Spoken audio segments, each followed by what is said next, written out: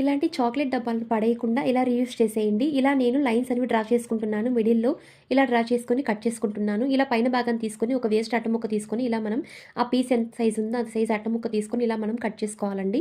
ఇప్పుడు ఈ పీస్‌కి ఇలా మనం మూత క్లోజ్ చేసుకోవాలి. ఇప్పుడు ఫాయిల్ పేపర్ తీసుకొని ఆ పీస్ ఎంత సైజ్ ఉందో అంత సైజ్ మనం ఇలా తీసుకొని ఫోల్డ్ చేసుకోవాలి.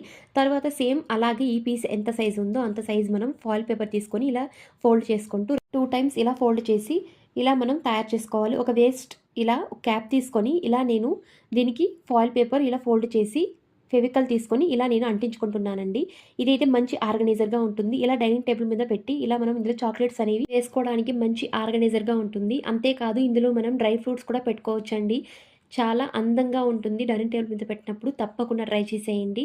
ఇలా చాక్లెట్ డబ్బాలు పడేయకుండా ఇలా రీయూజ్ చేసేయండి. మరిన్ని ఇలాంటి వీడియోస్ కోసం ప్లీజ్ ఛానల్‌ని like and subscribe. Thank you.